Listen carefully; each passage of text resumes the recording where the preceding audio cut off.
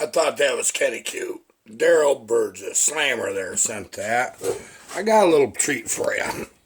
Okay. This is the video somebody's been waiting for. Let me get that camera up where you can see better. This is Eli's 390, okay?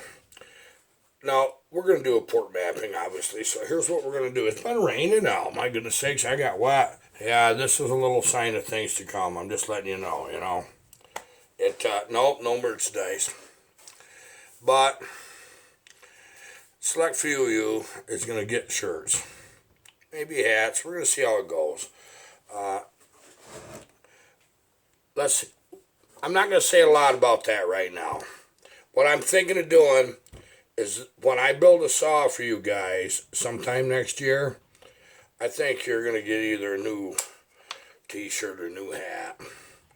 Okay, what we're going to do today actually is take this brand new saw apart. I'm going to make this probably a 5-part video or something because I'm going to cover this whole build. I think it'll be interesting. A 390 is a little bigger than a 372, so you're going to be able to see more clear what I'm looking at when that I'm putting these together. The port mapping, deciding my numbers. I'm giving you all the numbers, okay? 390 and 372 are very similar. If there's a difference between the two, I'll tell you what they are as we go. Okay, we might as well get you right here. I know somebody wanted to know what I'd use for a camera mount. Well, I'll show you probably in the next video. Maybe this one, we'll see. Let me get this turned down. And hopefully, we can look at this real time. Might just as well get this right out of the way. Get a box, bowl, something with a lid. If to put your bolts in. Do not set the darn things on your bench. I'm guilty of doing it. And then I got to search and paw and figure it out. The first time you do this, put your bolts in the area you're working. Mark them in a baggie with a marker where you know where they were from, what saw, the whole 9 yards. This little screw right here, you don't want to lose them if you really don't. This is one of the harder ones to get. Yeah, you can find them. You can find something at a hardware store that'll match. So it's a pretty small little bugger, And, okay, now that'll get this right out of the way. And there's a hat. Boy, I've never been apart. That's kind of neat. Yeah, see that little hat went flying under the bench. But I know where it is. I can see it. I'm just not going to get it. We'll just keep on rolling with what we're doing. Okay. Need to get the handle out of your way.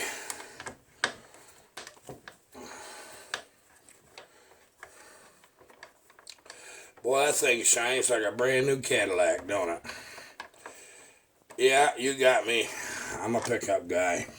I always got to have my truck. But guess what? There's occasion that I have a Cadillac. I like the older ones. I've had a couple of them 62, 63 Cadillacs. I kind of thought they were kind of neat. And they were a lot of fun to drive. Actually, was surprisingly on a trip, they got pretty good mileage, even though they were, well, let's just put it this way. They don't really fit in a 20-foot deep garage and be able to walk around the front of it. You just can't do that. You might not get the door down either if you got anything at all going on, taking any room up. Don't get in a hurry. Just think about what you're doing, This is what the whole big trick is. Boy, it's nice to see something like this. This is absolutely amazing. What a pleasure to work on this one is.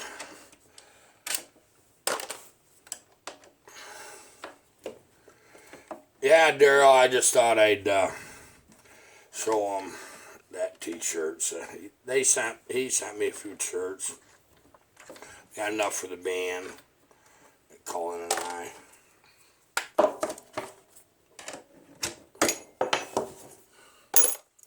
Okay, that makes that all simple right there. Okay.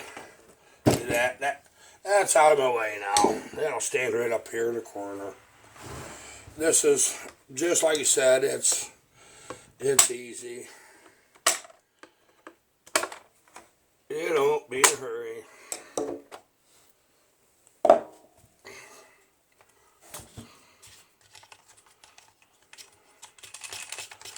This is absolutely amazing to me. Eli, thank you.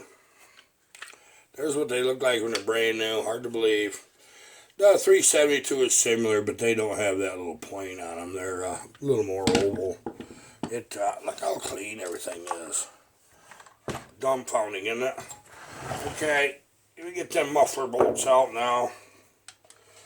I always start by just taking the darn bracket off. I know there's a lot of people, if they had one of these brand new, I don't think they'd ever put gas in it.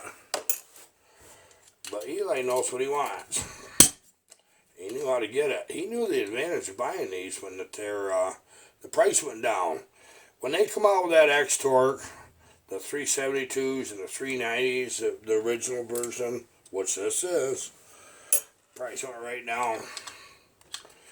$475, stuff like that, $500. Some of the dealers were just dumping them. They was banking on that X-Torque was going to be the bomb.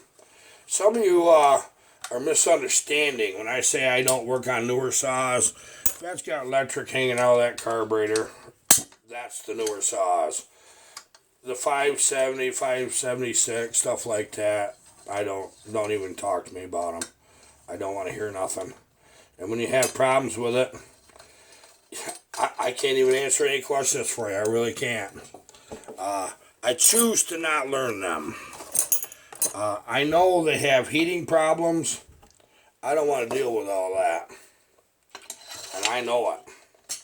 And some of you know it too. Isn't that something? I love it when things are factory torque. People have a tendency to over-tighten stuff. Don't do that. Especially your handlebars. Go in them plastic with them. They look like a wood screw. They're not. Boy, don't tighten that tight, because you're going to strip them. About 75% of the ones that I work on, somebody has already stripped them. Or all so close. I'll tell you what the trick you can do, though.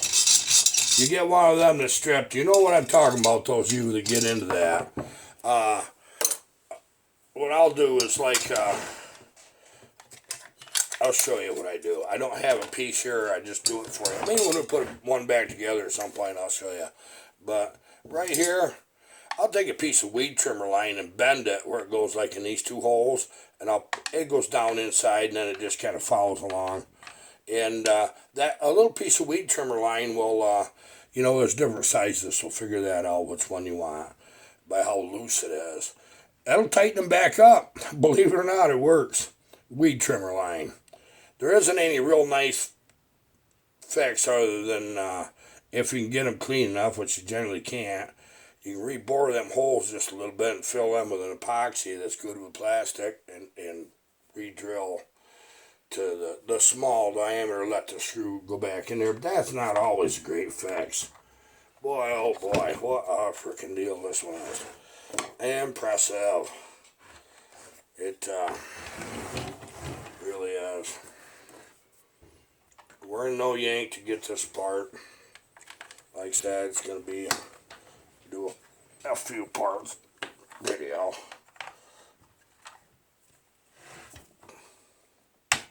Okay, we're going to have to get that with a screwdriver because they're them goofy ones. Over on the bench, I got the right one, I think. There we go.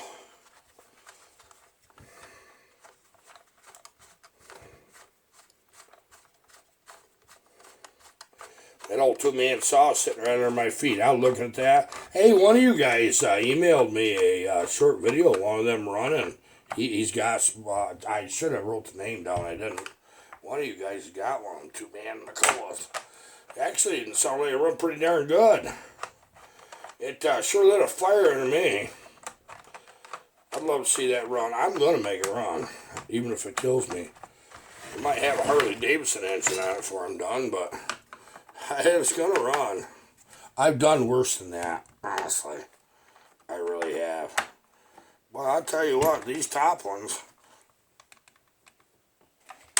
really are tight from the factory. But they got that stuff figured out. They know how tight it's got to be so they don't vibrate loose. Which I'm good with that. And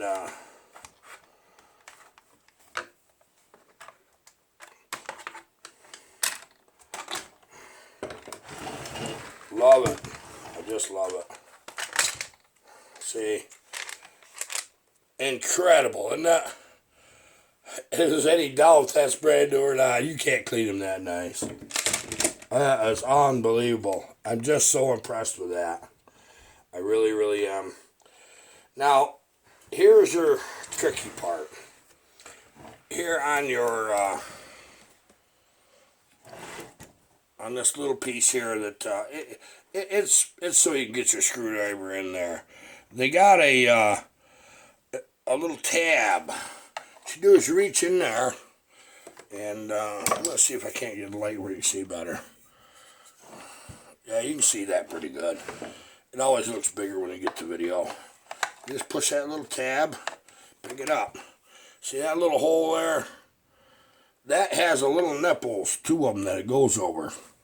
Put that in the box. I'm not keeping my screws straight because I don't have to. I got the darn things memorized for some ungodly reason. But get something that'll hook like this. Right here under your carburetor there is a rubber mount that's an anti-vibration mount. And you're going to take something like that and hook it off. Okay, when you take your little choke rod off, you see your, see that butterfly, the shaft for the choke right there? You just put your little screwdriver in there and just pop that. Then you don't wreck nothing. And then you put that in your box. Never seen a brand new one of them before that, well, I mean, I've bought brand new ones, but that came OEM equipment on a saw looked that nice. Unbelievable. It really is. Okay, take the side of your screwdriver when you're taking your fuel lines off and stuff. If you pull on that, you're just going to rip it. Don't do that. Just kind of pick up. It don't matter how old your saw is. You just get behind it. It works like a Chinese handcuff. You start pulling on it, it just gets a lot tighter. There you go. Now they're off. See, fuel line? That was the impulse line. Okay, your throttle. This is very simple. Roll this forward. Get the little ball out of the slot. Let go. Okay, that part's unhooked. Reach in with your needle nose. Right on the throttle cable. Pull that out and sideways. Some of them go sideways and some of them come back. And that's all you're trying to do is just get that darn thing off. Okay, well, I verified that my lines are off. We have a vent hose here that I got to take off yet. These ones do have that. Okay, now what you're doing, you just reach in there and pull up and back at the same time. And you cock it around sideways. See what I did? Up and back at the same time. Okay, you do the same thing on the other side. You reach right in there, hook it, and pull up and back. See, the carburetor's all loose now. Ain't that nice?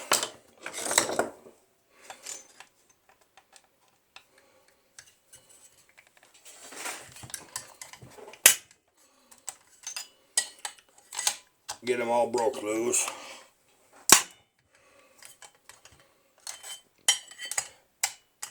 I'm going to make 2 or 3 of these a day on this saw. But I want to cover this fully. There's a bunch of you guys out there that have already watched my tutorials in the past. And I think I can do a better job making them. I get the information out there. I try to keep everything in layman's terms. I try to keep it where look, it's like this. I'm a whole logger. If I can understand it, you can too. And I'm grateful for all of you that are interested in this stuff. This ain't for everybody. But I kind of figured a brand new saw like this would be for everybody. I mean, I wonder how many people that actually work on saws would do what I'm doing now.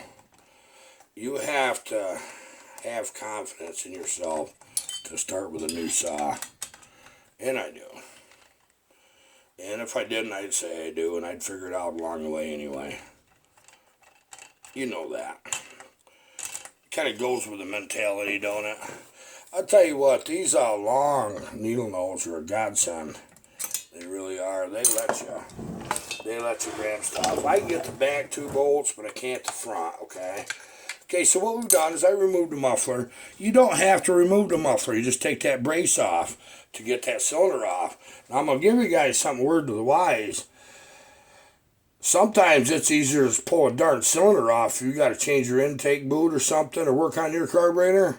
It's easier to take that frickin' cylinder off than it is try to fight with that thing in there. Because there's a bunch of you probably already did it. But a lot of times I'll just pop that cylinder. It's a great time. If you got to do major work on a carburetor, you want to know what that cylinder looks like.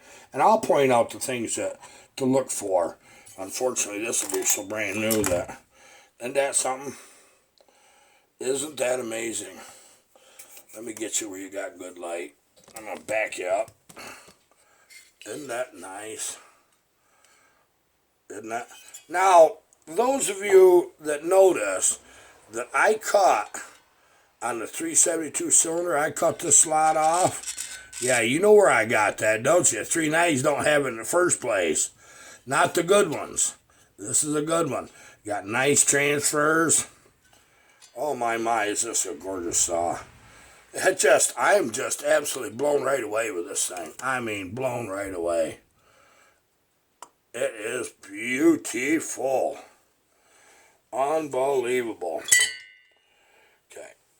When you tip that upside down, them bolts pop out. You just deal with it. You got to pull that rubber out to get that bolt out. And here, I'll just go ahead and do it. Get behind it. And up underneath it. Get that screwdriver just right. That pops up right up out of there without ripping it. Just like that. That'll come out beautiful. Okay. The things that I look for in a saw.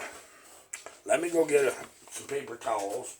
I'm going to share a couple things with you.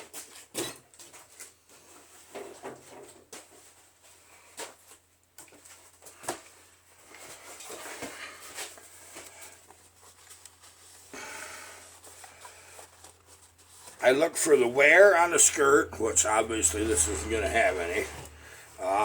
It's been fired by the dealer. They have to do that, and that's all. So it has had a dribble of gas in it.